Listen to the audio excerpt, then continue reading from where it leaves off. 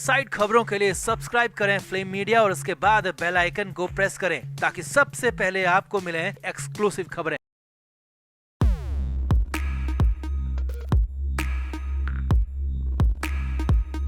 कहते हैं 100 सुनार की और एक लुहार की, तो मुंबई से जो खबर आ रही है उस पर ये मुहावरा बिल्कुल सटीक बैठ रहा है, क्योंकि एनसीपी नेता नवाब मलिक ने मंत्री रहते हुए एनसीबी के पूर्व जोनल डायरेक्टर समीर वानखेड़े पर खूब लांछन लगाए थे। वानखेड़े के परिवार, पिता, जाति, शादी और तौर उनकी सरकारी पोस्टिंग तक पर सवाल उठा दिए थे और न जाने कहां से फर्जी डॉक्यूमेंट्स लाकर वानखेड़े को बुरी तरह परेशान कर दिया था। मगर अब समीर वानखेड़े अपने पुराने अवतार में लौटकर आ चुके हैं और अपनी वापसी के साथ ही सबसे पहला बदला समीर वानखेड़े ने नवाब मलिक से ले लिया है। जी हाँ, समीर वानखेड़े ने नवाब मलिक के खिलाफ बहुत बड़ा एक्शन लिया है और ये एक्शन जेल में बंद नवाब मलिक के लिए कब्र में आखिरी कील का काम करेगा। तो ऐसा क्या किया समीर वानखेड़े ने और कौन सी सबसे बड़ी आफत में अब नवाब मलिक बुरा फंस चुके हैं, आपको बताते हैं सब। आप भी वीडियो को शेयर करें और कमेंट करके अपनी राय जरूर दें।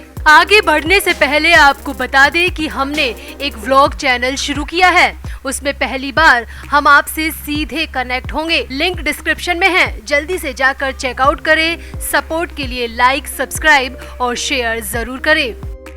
तो आपको याद होगा कि 2021 के अक्टूबर में जब आर्यन खान की गिरफ्तारी हुई थी तो उस वक्त नवाब मलिक ने समीर वानखेड़े को लेकर ढेर सारे ट्वीट किए थे और वानखेड़े पर उल जुलूल आरोप लगाए थे। नवाब मलिक ने तो यहाँ तक कह दिया था कि समीर वानखेड़े ने अपने आईपीएस के एग्जाम में अपना झूठा जाति प्रमाण पत्र सबमिट कराया था। मलिक ने तो वानखेड़े को नौकरी से रेस्टिकेट करने तक की मांग की थी, मगर अब नवाब मलिक का ये झूठ खुद उन पर ही भारी पड़ चुका है, क्योंकि नारकोटिक्स कंट्रोल ब्यूरो के पूर्व जोनल डायरेक्टर समीर वानखेड़े की जाति को लेकर साल भर से चला आ रहा विवाद अब खत्म हो चुका है। कास्ट स्क्रूटनी कमेटी ने समीर वानखेड़े की जाति को लेकर पूरी तरह क्लीन चिट दे दी है। कमेटी ने समीर वानखेड़े के जाति प्रमाण पत्र को बरकरार रखा है, उसमें किसी भी तरह की खामी से साफ इनकार किया है और समीर वानखेड़े को पूरी तरह क्लीन चिट दी गई है। समीर वानखेड़े के पक्ष में फैसला सुनाते हुए कास्ट स्क्रूटनी कमेटी ने 91वें पेज के आदेश में उस दलील को खारिज कर दिया जिसमें कहा गया था कि वानखेड़े जन्म से मुसलमान है। कमेटी का कहना है कि समीर वानखेड़े के जाति प्रमाण पत्र में किसी भी तरह की शिकायत हमें नहीं मिली, उनके सारे दस्तावेज पूरी तरह वैध पाए गए हैं। अब जैसे ही समीर वानखेड़े को कास्ट स्क्रूटनी कमेटी से क्लीन चिट मिली तो समीर वानखेड़े सीधे मुंबई स्थित गोरेगांव पुलिस स्टेशन पहुंच गए। जी हाँ, कमेटी से कास्ट को लेकर क्लीन चिट मिलते ही वानखेड़े सीधे अपनी गाड़ी से गोरेगांव पुलिस स्टेशन पहुँचे और नवाब मलिक के खिलाफ केस दर्ज करा दिया। पुलिस ने भी नवाब मलिक के खिलाफ समीर वानखेड़े की शिकायत के आधार पर मानहानि का केस दर्ज कर लिया है। दरअसल मुंबई जाति प्रमाण पत्र सत्यापन समिति से क्लीन चिट मिलने के बाद वानखेड़े ने शिकायत दर्ज कराई है। समीर वानखेड़े ने ये मामला SC/ST एक्ट के तहत दर्ज कराया है। वानखेड़े पर मलिक ने मंत्री रहते हुए SC/ST के फर्जी दस्तावेज बनाकर नौकरी हासिल करने के आरोप लगाए थे और मलिक ने तो यहाँ तक मांग की थी कि वानखेड़े को उनकी नौकरी से निकाल देना चाहिए, बर्खास्त कर देना चाहिए। मगर अब स्क्रूटनी कमेटी ने सब कुछ साफ कर दिया है। मुंबई पुलिस के एक अधिकारी ने बताया कि पुलिस ने समीर वानखेड़े की शिकायत के आधार पर मानहानि के आरोप में नवाब मलिक के खिलाफ FIR दर्ज की है और अब पुलिस इस पूरे मामले की तफ्तीश जल्द से जल्द करेगी। पुलिस अधिकारी का कहना है कि इस तरह IPS कैडर के अधिकारी पर झूठे इल्जाम लगाना और उनकी जाति को लेकर मानसिक प्रताड़ित करना बिल्कुल गलत है। पुलिस अधिकारी ने कहा कि वानखेड़े ने इस मामले में जल्द से जल्द जांच की मांग की है और हम वानखेड़े की शिकायत के आधार पर पुराने सभी ट्वीट्स की जांच करेंगे और नवाब मलिक द्वारा जो बयान समीर वानखेड़े को लेकर दिए गए हैं उनको भी सबूत के तौर पर शामिल करेंगे। वहीं समीर वानखेड़े ने भी इस मामले में ANI को बयान दिया है और कहा कि कास्ट कमेटी ने उनके सभी दस्तावेज को वैध माना है। उनके और उनके पिता के सभी जाति संबंधित दस्तावेज पूरी तरह कानूनी पाए गए हैं और इस बात को कास्ट कमेटी ने स्वीकार किया है। समीर वानखेड़े ने आगे कहा, मगर मुझ पर जो आरोप लगाए गए, मेरे पिता को लेकर जो भी उल जुलूल कहा गया, हमें बदनाम करने की कोशिश की गई, उनको अब मैं नहीं छोड़ूंगा। मेरे और मेरे परिवार के मान सम्मान को जो ठेस पहुंचाई गई है उसका पूरा हिसाब मैं अब लूंगा। और अपने इस बयान के बाद समीर वानखेड़े ने पुलिस थाने में जाकर नवाब मलिक के खिलाफ मानहानि का केस भी दर्ज करा दिया।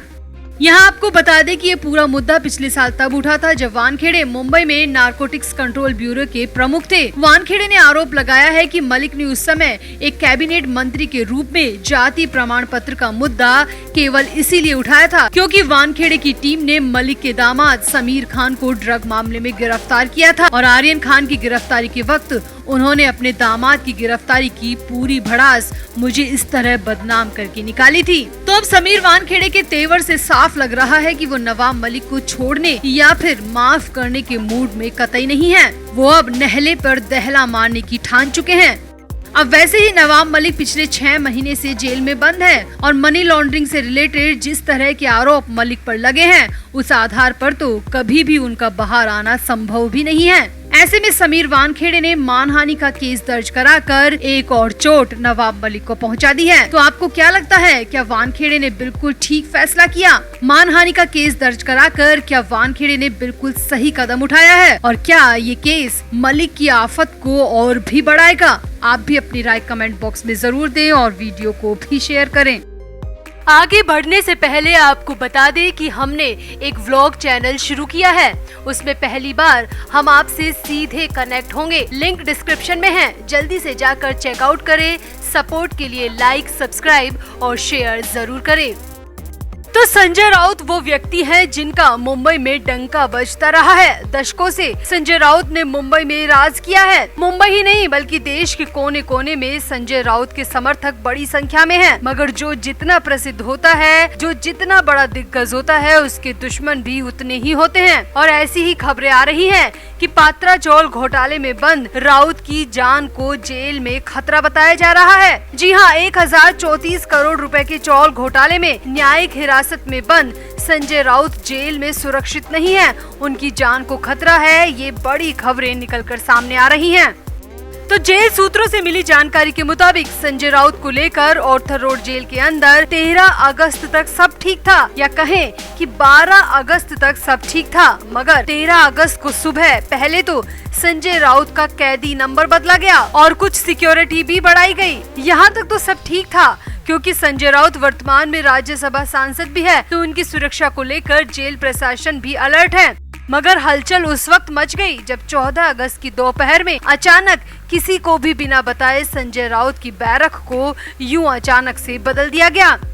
सूत्रों की माने तो पहले संजय राउत को ऑर्थर रोड जेल की उस बैरक में रखा गया था जो कि एक के बाद एक बनी हुई है, यानी कि आसपास भी बैरक बनी हुई है और उनमें अलग अलग मुकदमों के आरोपी या कैदी रहते हैं। मगर 14 अगस्त की दोपहर में संजय राउत को लेकर अचानक खबर आई कि संजय राउत को एक स्पेशल सेल में शिफ्ट कर दिया गया है। इतना ही नहीं बल्कि राउत की बैरक के बाहर सुरक्षा भी पहले से ज्यादा मुस्तैद कर दी गई है।